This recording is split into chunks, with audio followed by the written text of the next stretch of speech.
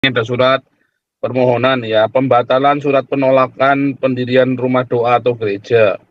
Ya, ini yang kemarin loh, yang kemarin kan mereka si NU Nahdlatul Utama Sumberjo kan dia mau ini kan apa mau menolak pendirian gereja GKJW, Gereja Kristen Jawi Wetan. Terus sekarang ya karena itu yakin rame-rame terus bikin surat pembatalannya. Nah ini yang saya maksud saudara ya. Kalau malam mereka jaga nih gereja, kalau siang mereka nutupin gereja saudara ya. Orangnya kan sama ini kan terbukti kan ini kan. Orangnya terbukti sama. Sekarang mereka malu ya kewenangan pakai NU kemarin kecolongan pakai nama NU. Intinya kan orangnya sama. Oh nggak boleh pakai nama organisasi NU katanya orang NU-nya kan. Nah iya intinya kan orangnya sama. Ya, memang ada yang seperti Sigilo. Nah, saya kemarin ini informasi saja, informasi internal, tapi mungkin semua orang dengar dan mungkin sampai ke telinga Gilo, saya nggak tahu.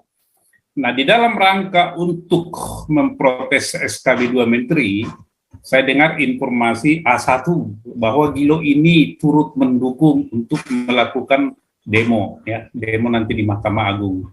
Dia akan menggalang beberapa pendeta yang mendukung atau yang pro dia untuk turut menggugat judicial review lah, melakukan judicial review SKB atau PBM 2 Menteri nomor 9 dan nomor 8 ke Mahkamah Agung.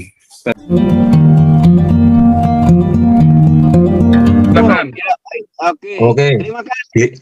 Suara saya bisa terdengar jelas ya, Pak? Lanjut. Nah, ini. Ya, Anton, jelas. Ini kan kalau situasi sudah ruwet seperti ini, apalagi mau pemilu presiden 2024, harusnya kan pendeta-pendeta yang di luar sana itu jangan hedonisme lagi kan, jangan kayak Gilbert apa itu rakus dengan perpuluhan, habis itu buat beli mobil mewah. Nah ada itu Pak di Semarang, saya sebutin nama gerejanya nggak apa-apa Pak? Nggak apa-apa. Ya itu ya, gereja ini ya, nanti dulu Pak, biar Pak Anton selesaikan dulu Pak. Di gereja Alpha Omega di Semarang itu kan bu pendetanya apa itu di bom, terus kakinya buntung sekitar tahun 2021 itu, sampai sekarang pelakunya nggak tertangkap.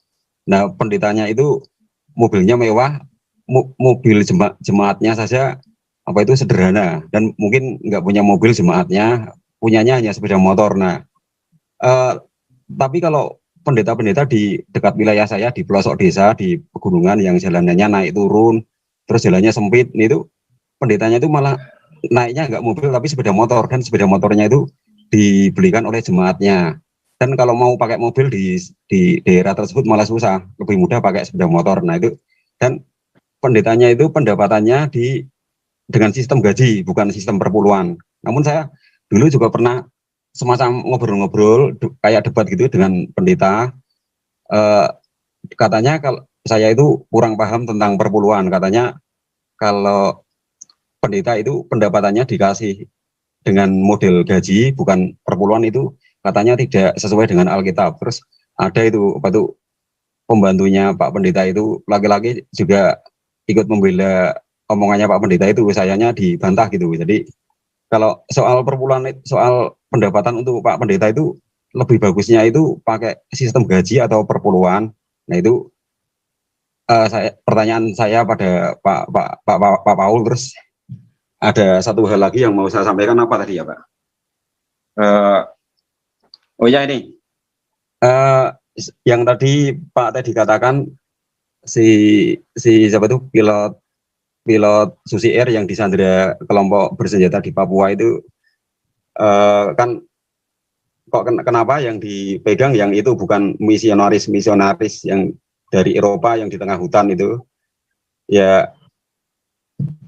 Terus kalau dulu ada wartawan Metro TV yang ditangkap di Timur Tengah, terus orang Islamnya itu ngomong sama gerombolan bersenjata yang menangkap wartawan Metro TV-nya itu agar agar wartawannya itu nggak diapa-apain, nggak dipenggal kepalanya atau nggak, intinya nggak diapa-apain itulah kan.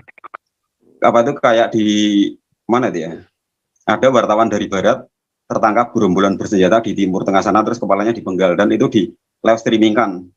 Nah apa tuh, apakah nanti itu ya, itu sing pilot Susi Air yang disandera apa itu gerombolan bersenjata di Papua itu juga mau diapa-apain gitu. Tapi kalau mau diapa-apain ya jangan sampai dipenggal gitulah kan kalau Kristen kan ajarannya lebih kasih, lebih mulia daripada yang ajaran dari seberang sono gitu Pak. Itu pertanyaan saja yang tadi Pak, itu gaji untuk Pak Pendeta itu cocoknya pakai pendapatan maksudnya, cocoknya pakai model gaji atau model perpuluhan Pak? Ya digaji saja loh ya. Apa Pak? Gajian saja. Masa perpuluhan semua kasih pendeta gimana sih?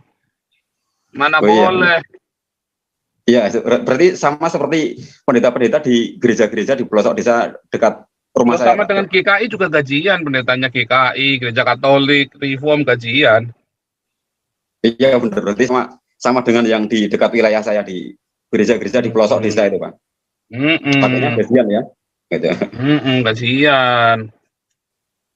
Kalau perpuluhan katanya yang saya omongan tadi itu, yang saya maksud tadi itu perpuluhannya diambil semua gitu. Jadi jangan, itu namanya rakus pendetanya. Iya benar.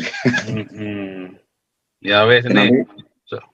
Saudara lihat itu ya di layar itu ya. Ini ada surat permohonan ya, pembatalan surat penolakan pendirian rumah doa atau gereja. Ya, ini yang kemarin loh, yang kemarin kan mereka si NU Nahdlatul Utama Sumberjo kan dia mau ini kan apa mau menolak pendirian gereja GKJW, Gereja Kristen Jawi Wetan. Terus sekarang ya karena diteriakin rame-rame terus bikin surat pembatalannya. Nah ini yang saya maksud saudara ya. Kalau malam mereka jaga nih gereja, kalau siang mereka nutupin gereja saudara ya. Orangnya kan sama ini kan, terbukti kan ini kan.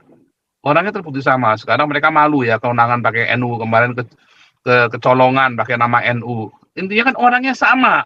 Oh nggak boleh pakai nama organisasi NU katanya orang NU-nya kan. Nah iya intinya kan orangnya sama. Juga ini kan orang NU juga kan. Ini yang saya maksud munafik ini orang NU. Dan kalian gereja-gereja tolol, goblok, sontoloyo, mau di tolol, compong kalian gereja-gereja ini. Mau mikirin duit tok kalian itu. Makanya tinggalin saudara, gereja-gereja kayak gitu, itu gereja compong saudara ya. Gereja bangsat itu ya. Pendeta-pendeta bangsat, pendeta sialan itu, pendeta-pendeta begitu ya. Tinggalin saudara. Pendeta-pendeta yang sudah mabuk ya, hedonisme, muji-muji NU itu kayak GBI itu ya, muji-muji NU, oh, NU baik, baik, itu baik, NU baik. Saya nggak ngerti ya cara kalian berpikir itu ya. Kalau saya mah dari dulu saya sudah ngerti NU ini, dari dulu saya sudah ngerti ya. Nah ini yang terjadi ya, ini kan begitu konangan satu pakai ini, oh jangan gegeran semua NU, jangan pakai nama NU, nanti nama NU rusak. Nah iya kan tapi orangnya sama, intinya kan orangnya sama saudara. Mau dia pakai nama NU nggak pakai NU, intinya kan sama kan. Ini orang yang sama, orang NU yang kalau malam jaga gereja, kalau siang nutupin gereja. Ini terbukti omongan saya nih, iya kan? Lanjut nih Pak Santi Amar, sikat aja Pak Santi Amar. Bolanya jangan sampai jatuh ke tanah, sikat terus. Aduh, iya ya. Jadi gini ya, saya juga memang ini Pak Pastor Paul ya. Selain ini para pendeta dimanapun, ya memang ada yang seperti si Gilo. Nah saya kemarin ini informasi saja, informasi internal, tapi mungkin semua orang dengar dan mungkin sampai ke telinga Gilo, saya nggak tahu. Nah di dalam rangka untuk memprotes SKB 2 Menteri, saya dengar informasi A1 bahwa Gilo ini turut mendukung untuk melakukan demo, ya demo nanti di Mahkamah Agung.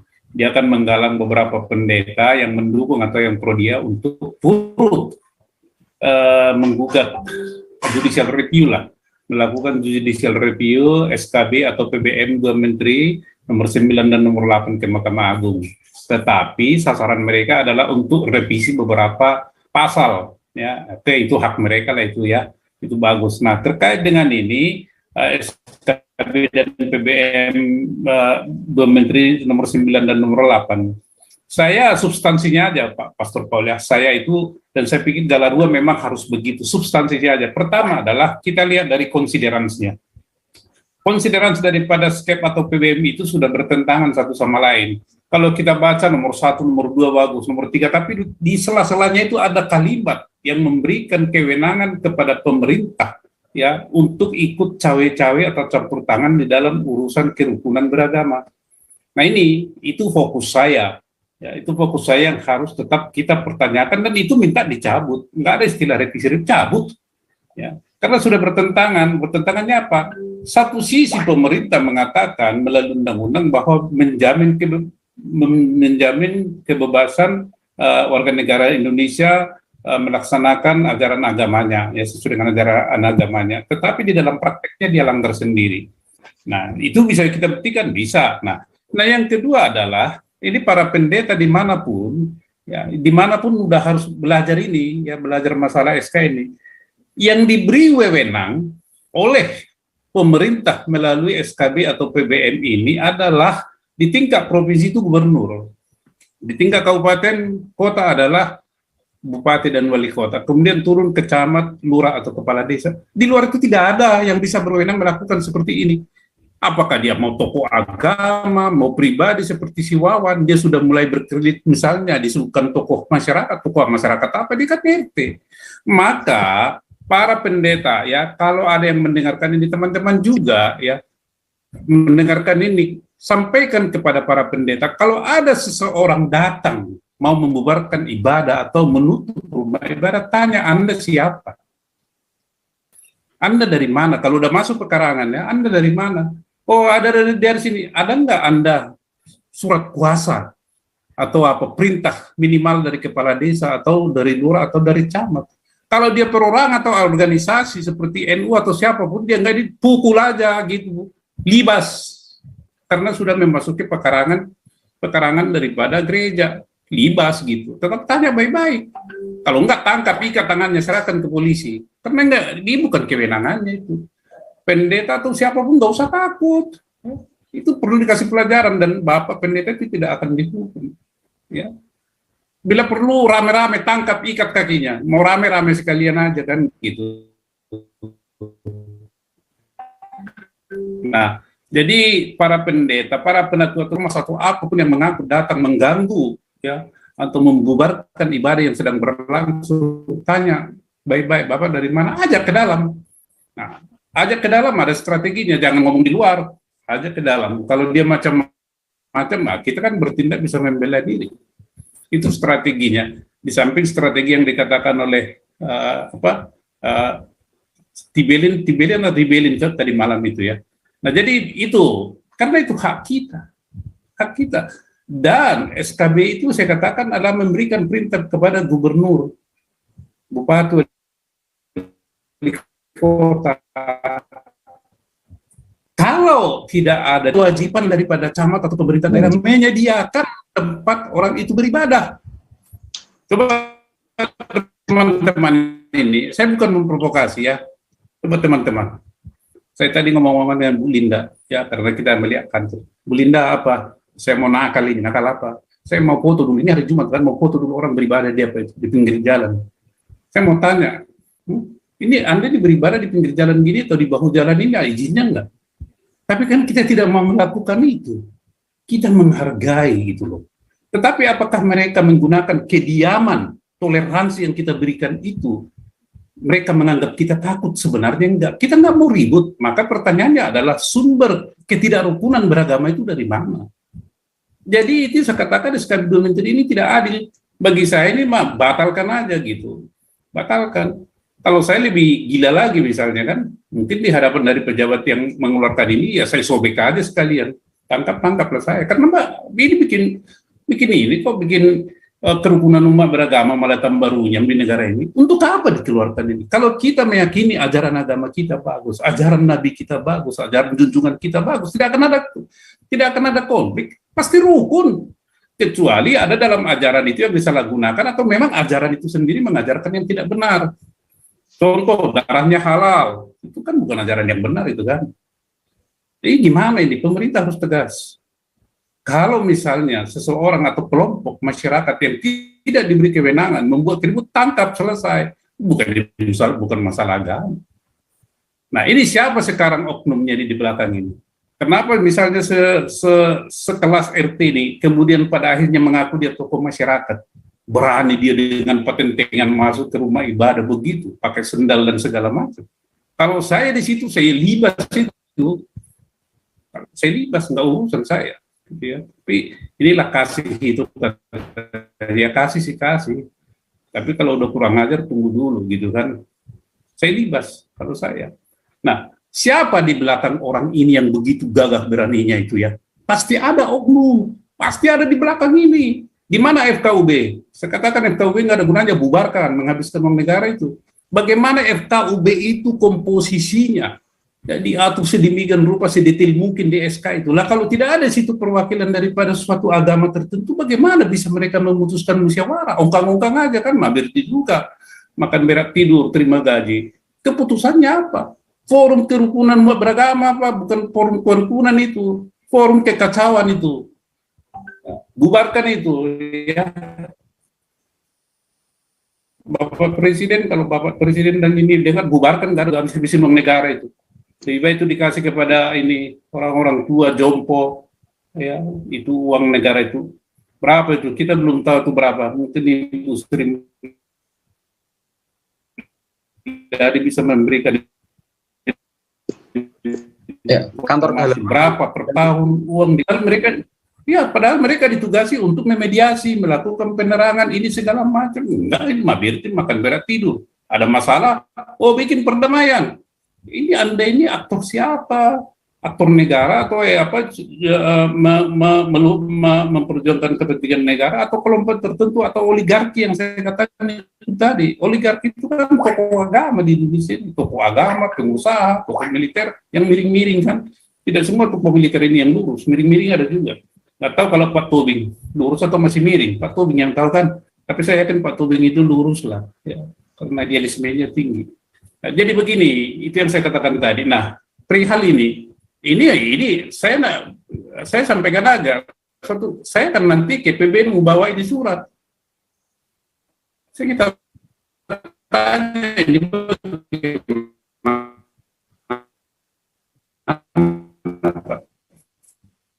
apa jawaban beliau kan? PBNU kan misalnya ya, kita ya nomor pembatalan surat penolakan. Berarti kan sudah ada pembatalan itu. Siapa mengeluarkan itu? Sudah ada surat itu kan penolakan. Siapa mengeluarkan itu? Kok dia, kalau dia tidak mengeluarkan, ngapain dibatalkan kan? Gitu berarti dia sendiri yang mengeluarkan itu. Kemudian enak aja dibatalkan. Waduh, itu logika yang disampaikan oleh Pak Paul itu betul juga. Kalau bukan dia yang mengeluarkan, kenapa dia batalkan? Ini kan bikin bodoh-bodoh orang ini. Ya. Kalau dia bukan mengeluarkan, pusing apa dia? Bikinnya pernyataan kami tidak pernah mengeluarkan ini, pembatalan, berarti dia yang mengeluarkan itu. Nah, ini perlu juga diperkarakan ini orang polisi kan. Ini kan bukan wewenangnya ini. Lama-lama nanti dia ini apa? NU bilang bubarkan negara ini. Oh, bisa jadi bilang gitu kan? Nah, udah berhasil hal-hal kecil gini, musnahkan semua gereja di Indonesia ini. NU atau siapapun bilang begitu, enak aja. Ini harus diproses ini, Pak. Nggak bisa didiamkan, diperkarakan ini. Kita ya Bu Linda sama Bu Lusoi, mungkin sebelum ke sana kita menghadap PBNU nggak apa-apa. Kalau Ibu berdua pakai jilbab ya terserah lah. Kalau saya pakai ini aja biasa. Tapi kita harus tanya ini, nggak bisa. Apa kita patentengan nggak juga Pak?